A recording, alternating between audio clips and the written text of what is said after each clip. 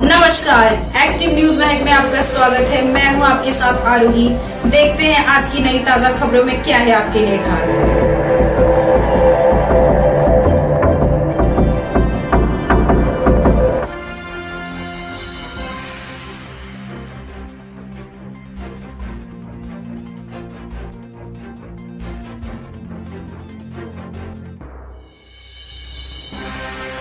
आप देख रहे हैं एक्टिव न्यूज महक। दोस्तों, इस वक्त हमारे साथ एडवोकेट प्रहलाद राणा सर है, जिन्होंने वसई से उम्मीदवारी का फॉर्म भरा है और इनका चिन्ह है पेन की निक। इनसे हम बात करेंगे इनके क्या चुनावी मुद्दे हैं और किस मुद्दों पे इलेक्शन लड़ रहे हैं। सर, आपके क्या मुद्दे हैं इलेक्शन के अंदर? इलेक्शन के मुद्दे mainly quality education to all, jobs to all, और जो नगर पालिका का पानी सबके लिए 24/7, और न्यू कॉलेज स्कूल। आपको पता होगा कॉलेज टोटल स्कूल हमारा 15 से 16 है, वो गवर्नमेंट का कॉलेज स्कूल, उसको बहुत तादाद में बढ़ाना है, सबको शिक्षा देनी है, और फ्री एजुकेशन ऑनलाइन इंस्टीट्यूशन के माध्यम से बहुत सारे टीचर्स हैं जो चैरिटी बेसिस में पढ़ाना चाहते हैं और मेरे कंस्टिट्यूएंसी के लोग पढ़ना चाहते हैं। मैं एक प्लेटफॉर्म में उन दोनों को मिलाना चाहता हूं। तो फ्री एजुकेशन टू ऑल, ये मेरा मुद्दा रहा है और रहेगा। और इलेक्ट्रिसिटी जो आप देख रहे हो, ये इलेक्ट्रिसिटी बिल और जो यूनिट आप 100 के आगे बढ़ गए तो 10 रुपया 29 पैसा है, इसको कम करने का हमारा पहल रहेगा। अगर नहीं कम होता है तो सब्स्टिट्यूट देखने का, या तो टाटा पावर को लाया जाए या तो सोलर सिस्टम खड़ा किया जाए सोलर पैनल में, जैसे कि मेरे कंस्टिट्यूएंसी के लोगों को राहत दिलाएगी। उसके साथ साथ आप करप्शन फ्री कंस्टिट्यूएंसी में चाहता हूँ।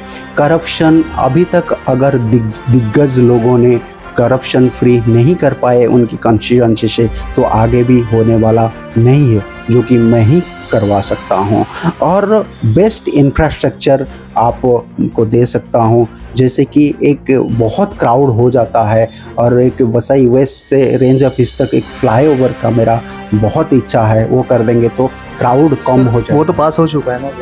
पास हो चुका है लेकिन अमल में नहीं लाया गया, और ये जो दिग्गज एमएलए या तो एमपी है लाएंगे भी नहीं। वो ऐसे लाएंगे जैसे भाईंदर से लेकर वसई तक जैसे ब्रिज बन रहा है, वैसे ही 30 साल चला जाएगा लेकिन आएगा नहीं। और उसके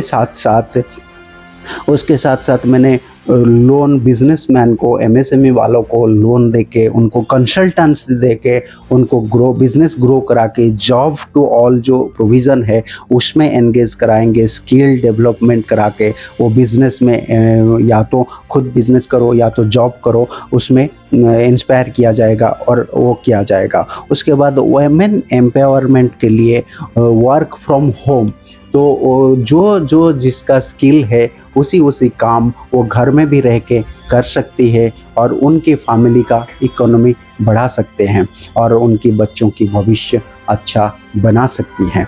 उसके साथ साथ हमारा ये मुद्दा रहेगा कि जो कोर्ट बिल्डिंग है वसई में, 19 से 20 लाख लोगों के लिए कोर्ट वैसा ही कोर्ट है जो ब्रिटिश ज़माने में बना हुआ था।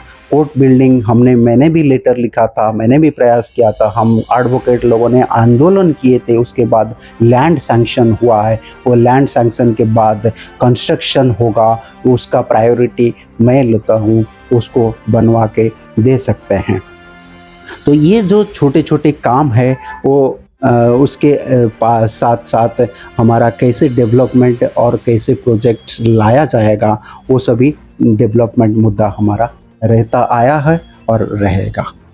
उसके साथ साथ मैंने वसई के लिए मेरा कंट्रीब्यूशन ये है कि ईस्ट में जो ब्रिज के नीचे प्रोस्टिट्यूशन का काम चल रहा था, इलेक्ट्रिसिटी नहीं हुआ करता था, मैंने मानिकपुर पुलिस स्टेशन में लेटर दिया, कंप्लेन दिया 14/8/2018 को। उसके बाद एसपी या डीएसपी डीवाईएसपी मुझे बुलाए, उसके बाद में चर्चा हुआ, उसके बाद पुलिस डिप्लॉय किया गया, और अभी आप देख सकते हो वो ऑफेंस या तो वो क्राइम और वो या तो वो घटना नहीं होती है। स्ट्रीट लाइट भी लगा दिया गया। उसके बाद हमने वसई वेस्ट में जो बस स्टैंड है या रेलवे स्टेशन है, प्रोस्टिट्यूशन का मुद्दा है, मैंने कंप्लेन किया मानिकपुर पुलिस स्टेशन में, और उनके साथ साथ मैंने वो FIR एक रजिस्टर किए, मुझे मेल किए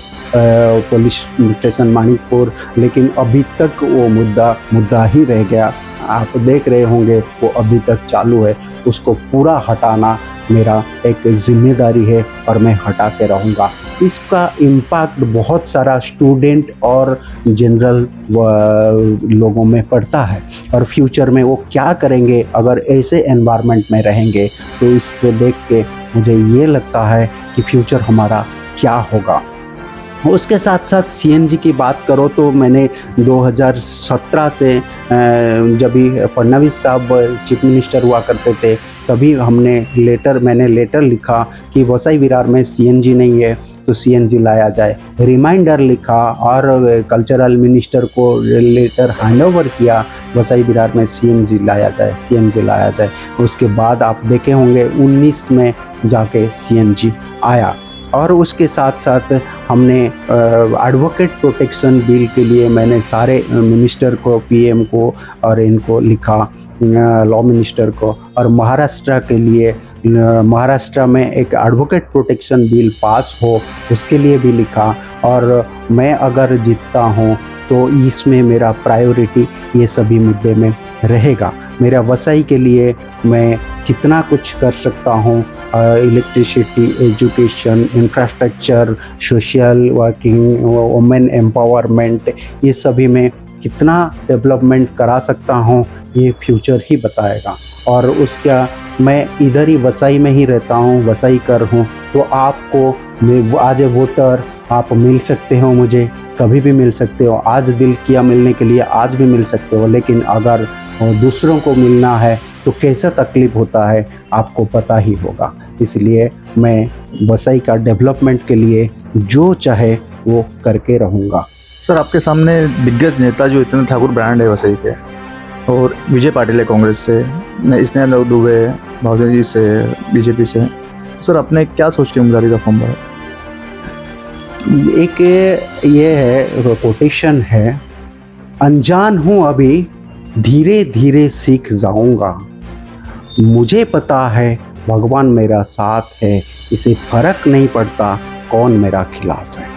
तो इसमें मुझे इतना ही आता है कि मुझे जो करना है, मेरा जो विजन है वो मैं करूँगा। सामने कौन है, कैसा है, वो पब्लिक देख चुकी हैं, परख चुकी हैं।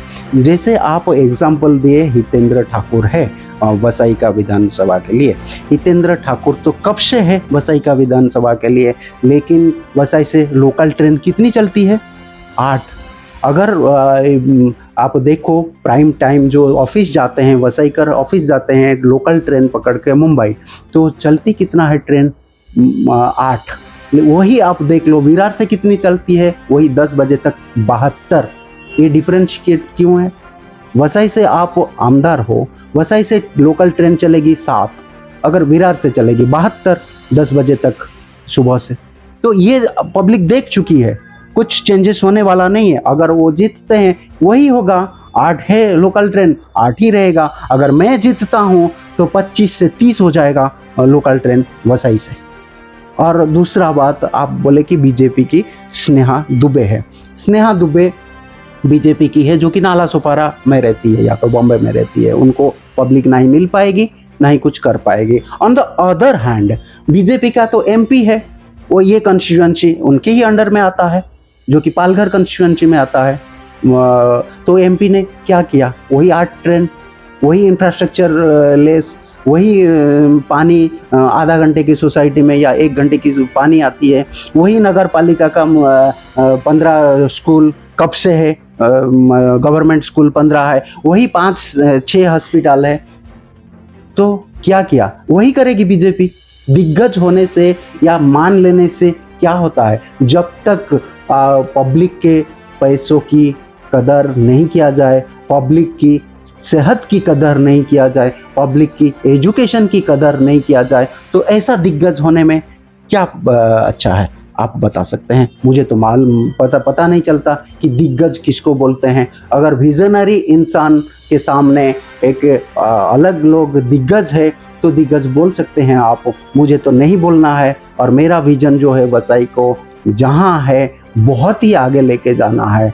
और जैसे वेस्टर्न कंट्री में टेक्नोलॉजी यूज़ करके काम कराते हैं वैसे ही मैं कोशिश करूँगा। मेरा MBA फाइनेंस में है, LLM बिजनेस लॉ में है। मैं कोशिश करूँगा मेरे कंस्टिट्यूएंसी के लोग कितने ऊपर जा सकते हैं और मिनिमम यूटिलाइजेशन ऑफ सोर्सेस में। आप लोगों को क्या आह्वान करना चाहते हैं? लोगों को आह्वान ये करना चाहता हूँ, अगर मुझे पेन की नींव से वोट देते हैं तो मैं आपका मेरा मैनिफेस्टो है और मेरा अफिडेविट ये है, मेरा प्रतिज्ञा पत्र है, ये जो मुद्दा मैंने रखा वो सब भी एक एक मुद्दा पूरा होगा।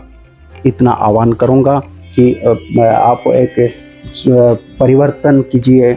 और आपने देख लिया, पार्टियों को वोट देके देख लिया, बीजेपी भी आई थी, अभी सत्ता में है, MP है, और MLA को देख लिए, परख लिए। अभी एक चांस मैं बोलता हूँ, मुझे दे के देखिए। मैं तो वसई कर हूँ, वसई में ही रहता हूँ। अगर आपका एक्सपेक्टेशन पूरा नहीं कर पाया आप मुझे बोल सकते हैं, लेकिन उन लोगों दिग्गजों के सामने आप नहीं बोल सकते हैं।